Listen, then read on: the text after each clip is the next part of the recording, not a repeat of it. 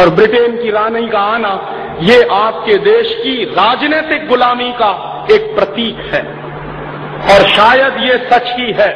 Britain की रानी जब हिंदुस्तान में आई है, आप में से बहुत कम जानते हैं कि ब्रिटेन की रानी हिंदुस्तान की नागरिक है। कौन से कानून के आधार पर, आप पूछेंगे अगर मुझसे, तो कानून कौन सा है? 1897 में इस देश में एक कानून बनाया गया था जिसका नाम है इंडियन सिटीजनशिप एक्ट। और 1897 में वो जो इंडियन सिटीजनशिप एक्ट का कानून बनाया गया, वो अंग्रेजों ने पारित किया था लंदन में। और अंग्रेजों ने 1946 के इंडियन इंडिपेंडेंस एक्ट को पारित करने के बाद क्या किया था? उस कानून के पारित होने के बाद भारत और पाकिस्तान का बंटवारा किया था अंग्रेजों ने। बहुत कम लोग ये जानते हैं कि हिंदुस्तान और पाकिस्तान का बंटवारा अंग्रेजों ने किया था, बाकायदा कानून बनाकर। और उस कानून का नाम है Indian independence act.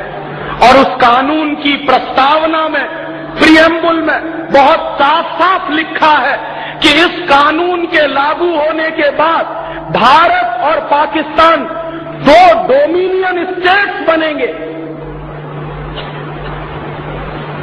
Dominion states का माने क्या होता है?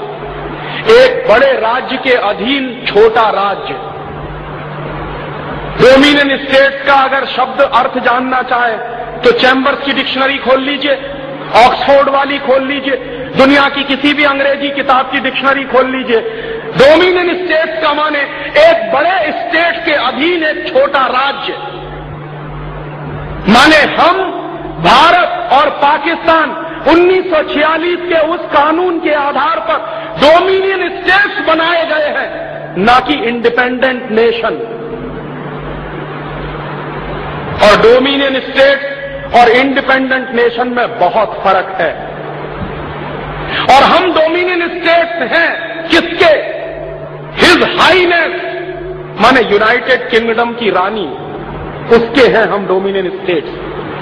1946 का इंडियन इंडिपेंडेंस एक्ट भी बाजार में मिलता है, आप खरीद लीजिए, वो भी 10 रुपए का आता है। उस कानून को पूरा पढ़े या न पढ़े, उसका प्रियम्बुल पढ़ लीजिए, आपकी आंखें खुल जाएंगी कि क्यों ब्रिटेन की महारानी का नाम हिंदुस्तान के राष्ट्रपति के नाम के ऊपर है। इसका जवाब मिलता है 1946 के इंडियन इंडिपेंडेंस एक्ट के कानून। और अगर 1946 के इंडियन इंडिपेंडेंस एक्ट के कानून में हिंदुस्तान और पाकिस्तान दो डोमिनियन स्टेट्स बने हैं, तो हम इंडिपेंडेंट नेशन कहां हैं फिर?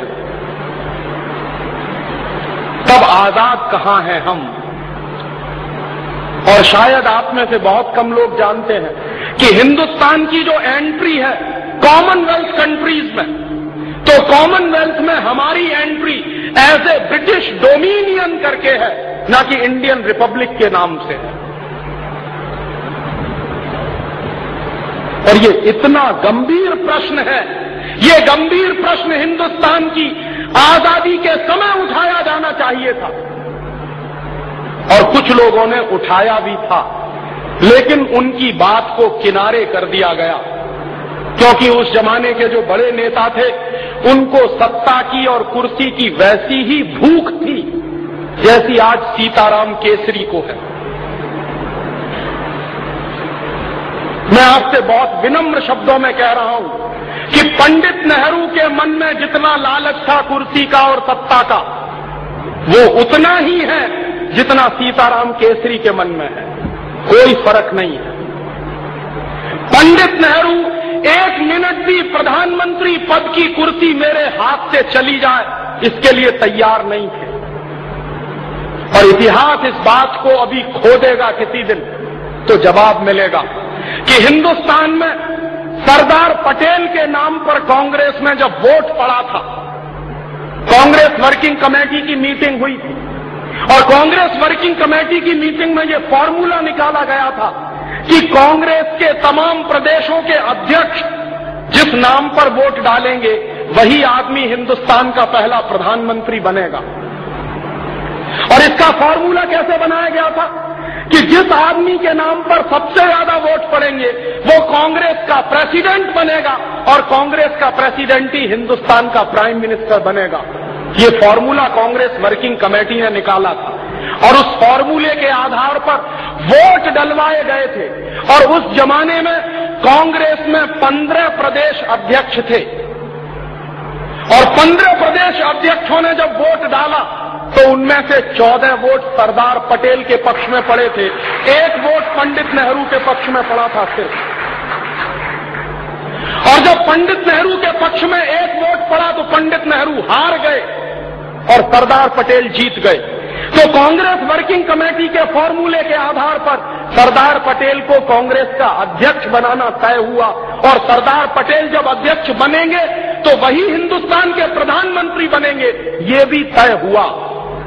तब उस समय पंडित नेहरू ने कितनी गद्दारी का काम किया उसकी एक घटना मैं आपको सुनाता हूं। बहुत कम लोग जानते हैं कि जिस आदमी को आप चाचा नेहरू कहते रहे उसने सारे देश को कैसे बेचा है, उसकी आप घटना सुनिए।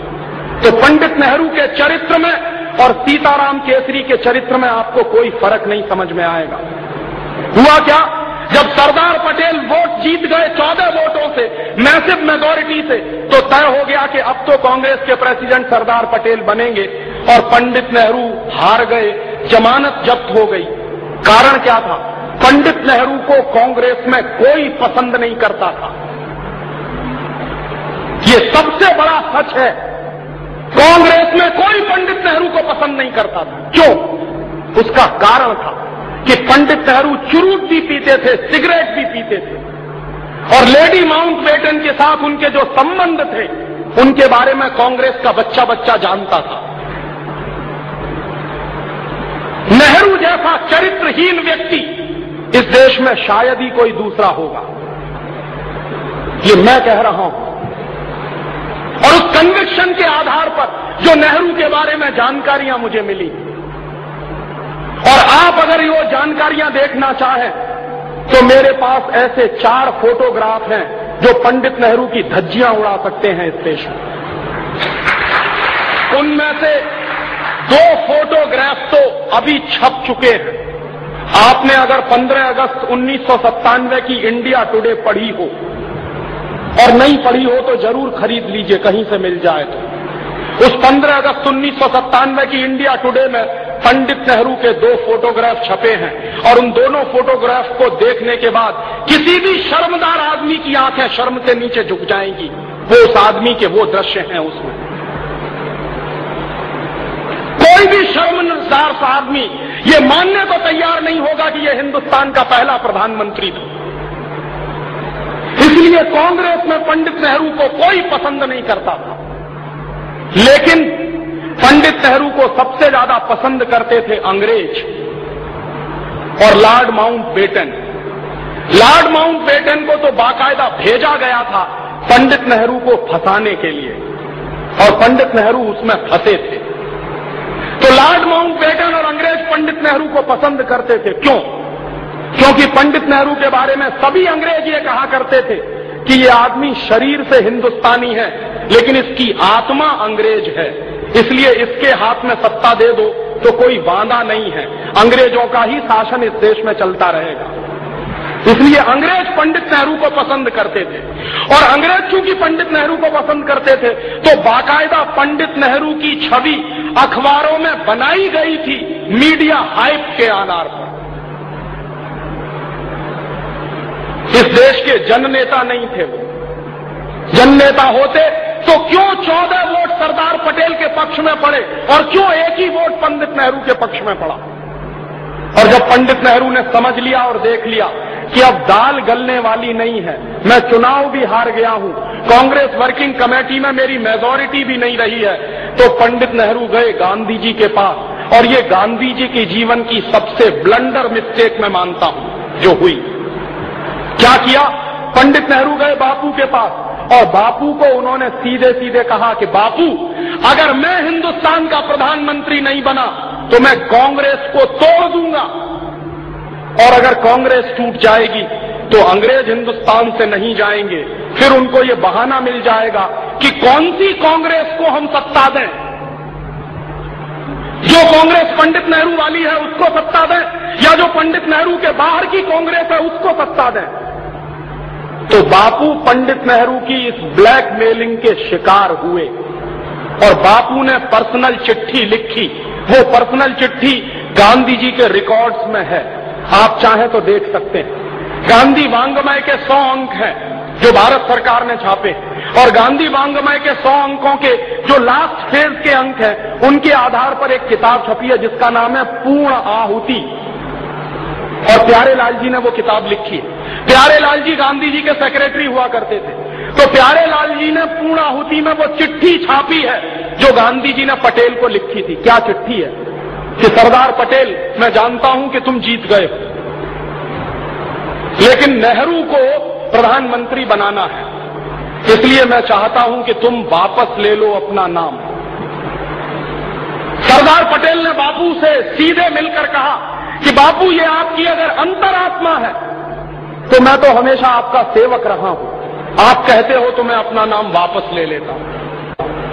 और सरदार पटेल ने इतनी दरियादिली दिखाई, गांधी जी ने उनसे यही कहा था कि नेहरू इस समय सत्ता के मद में अंधा हो गया है और कांग्रेस को तोड़ने की बात कर रहा है, और अगर इस समय कांग्रेस टूट गई तो अंग्रेज जाएंगे नहीं, उनको बहाना मिल जाएगा कि हिंदुस्तान में हम कौन सी कांग्रेस को सत्ता सौंपें, कौन सी कांग्रेस को ना दें। इसलिए अंग्रेजों को ये बहाना ना मिलने पाए, कांग्रेस ना टूटने पाए, तो मैं तुमसे अनुरोध कर रहा हूं कि तुम तुम्हारा नाम वापस ले लो। तब सरदार पटेल ने अपना नाम वापस लिया और इस तरह पंडित नेहरू हिंदुस्तान के प्रधानमंत्री बने। किस तरह की चालबाजी से हिंदुस्तान का पहला प्रधानमंत्री अपने पद तक पहुंचा, आप सोचिए जरा। इससे कम चालबाजियां आज चलती हैं क्या कांग्रेस में? ऐसी ही चालबाजियां तो आज चलती हैं कांग्रेस। ये कांग्रेस का चरित्र है, चालबाजियां करने का कांग्रेस का चरित्र है, और उसी चरित्र में से ये पार्टी निकली है। और इसलिए इस पार्टी को अपने सत्यानाश और दुर्दिन देखने पड़ रहे हैं हिंदुस्तान में। ये वही पार्टी है जो 1885 में बनी थी, और इस पार्टी के बनने का इतिहास भी गजब का है। आप में से बहुत कम लोग जानते हैं कि कांग्रेस पार्टी को एक अंग्रेज व्यक्ति ने बनाया था, ओ ह्यूम उसका नाम था। और कांग्रेस की जब बंबई में स्थापना हुई 1885 में गोकुलदास तेजपाल भवन में, तो बाकायदा कांग्रेस का जो प्रियम्बुल लिखा गया था वो क्या था कि कांग्रेस पार्टी एक मनोरंजन क्लब के रूप में स्थापित हुई थी इस देश में, मौज मस्ती का क्लब था। और अंग्रेज क्या कहा करते थे कि इस कांग्रेस पार्टी में ऐसे पढ़े लिखे हिंदुस्तानियों को हम जमा कर देंगे जो हिंदुस्तानियों के मन में थोड़ा बलबला है, और वो बलबला इस पार्टी में निकल आएगा तो फूटकर बाहर निकल जाएगा। और कांग्रेस पार्टी को अंग्रेज कहा करते थे कि ये सेफ्टी बॉल्व है, फ्यूज की तरह से उड़ जाएगा। इसलिए कांग्रेस की नींव पड़ी, ऐसे नींव पड़ी है इस पार्टी की। और दुर्दिन तो इस पार्टी को देखने ही थे। मैं आपको पूरी विनम्रता से कह रहा हूं, अगर महात्मा गांधी ना आए होते साउथ अफ्रीका से तो कांग्रेस को पूछने वाला कोई नहीं था इस देश में, कोई जानता भी नहीं था कि कांग्रेस है और नहीं भी है। गांधी जी ने आके इसमें प्राण फूके थे, और गांधी जी ने आके इसको जन आंदोलन का रूप दिया था। बाद में गांधी जी खुद इतने दुखी हुए कि उन्होंने आजीवन कांग्रेस से इस्तीफा दे दिया, और बाद में गांधी जी कांग्रेस पार्टी में मेंबर तक नहीं रहे। और अंत में जीवन के आखिरी दिनों में गांधी जी ने यह बहुत स्पष्ट कह दिया था कि कांग्रेस को खत्म कर दो। क्यों? गांधी जी कहा करते थे कि अगर इस कांग्रेस को खत्म नहीं किया तो ये हिंदुस्तान को वैसे ही लूटेगी जैसे अंग्रेज इस देश को लूटते रहे। लेकिन इन कांग्रेसियों ने कांग्रेस को खत्म नहीं की, गांधी को खत्म करवा दिया, क्योंकि गांधी उनके रास्ते की रुकावट बनने लगे थे। और बाद में जब कांग्रेस खत्म नहीं हुई तो आज आप उसका हश्र देख रहे हैं। हिंदुस्तान में घोटाले दर घोटाले इस पार्टी ने रिकॉर्ड कायम किया है। और गांधी जी यही कहा करते थे कि अगर ये कांग्रेस खत्म नहीं हुई तो देश को ऐसे लूटेगी जैसे अंग्रेज लूटा करते थे। वही बात आज गांधी जी की सत्य सिद्ध हो रही है इस देश में। और ऐसे धोखाधड़ी से, ऐसे 420 के काम से पंडित नेहरू इस देश के प्रधानमंत्री बने थे। और ऐसी धोखाधड़ी से अगर इस देश की आजादी आई हो तो वो आजादी है कहां। और इसलिए गांधी जी 14 अगस्त 1947 की रात को दिल्ली में नहीं आए थे, वो नोआखली में थे। और कांग्रेस के बड़े नेता गांधी को बुलाने के लिए गए थे कि बापू चलिए आप। गांधी ने मना कर दिया था। क्यों? गांधी कहते थे कि मैं मानता नहीं कि कोई आजादी आ रही है। और गांधी ने स्पष्ट कह दिया था कि ये आजादी नहीं आ रही है, सत्ता के हस्तांतरण का समझौता हो रहा है, आजादी नहीं आ रही है। और गांधी जी ने नोआखली से प्रेस स्टेटमेंट रिलीज किया था। वो प्रेस स्टेटमेंट भी पूर्णाहुति में छपा है, पूरा का पूरा। उस प्रेस स्टेटमेंट गांधी जी ने पहले ही वाक्य में ये कहा कि मैं हिंदुस्तान के उन करोड़ों लोगों को ये संदेश देना चाहता हूं कि ये जो तथाकथित आजादी, सो कॉल्ड फ्रीडम आ रही है, ये मैं नहीं लाया। ये सत्ता के लालची लोग हस्तांतरण के चक्कर में फंसकर लाए हैं। मैं मानता नहीं कि इस देश में कोई आजादी आई। और इसलिए गांधी आए नहीं थे। 14 अगस्त रात 1947 को दिल्ली में नहीं थे, नोआखली में थे। माने भारतीय राजनीति का सबसे बड़ा पुरोधा जिसने हिंदुस्तान की आजादी की लड़ाई की नींव रखी हो, वो आदमी दिल्ली में मौजूद नहीं था 14 अगस्त 1947 की रात को। क्यों?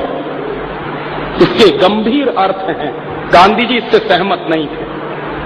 और 14 अगस्त 1947 की रात को जो कुछ हुआ है, 14 अगस्त 1947 की रात को जो कुछ हुआ है वो आजादी नहीं आई।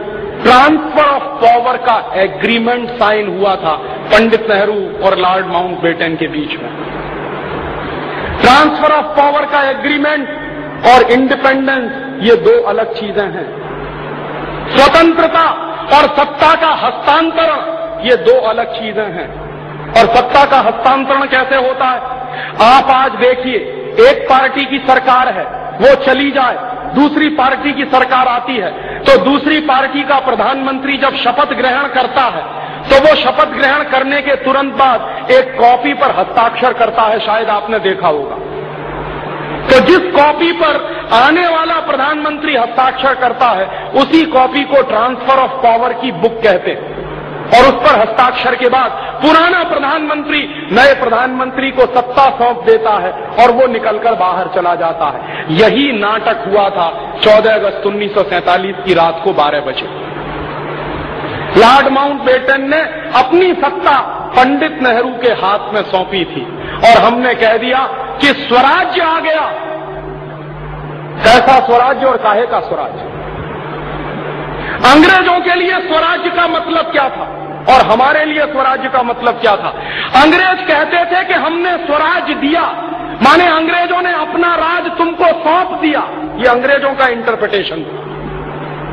और हिंदुस्तानी लोगों का इंटरप्रिटेशन था कि हमने स्वराज्य ले लिया, अंग्रेजों ने अपना राज्य तुमको सौंपा था ताकि कुछ दिन तुम इसको चला लो, जब जरूरत पड़ेगी तो हम दोबारा आ जाएंगे। और अभी महारानी इसीलिए याद दिलाने के लिए वापस आई है।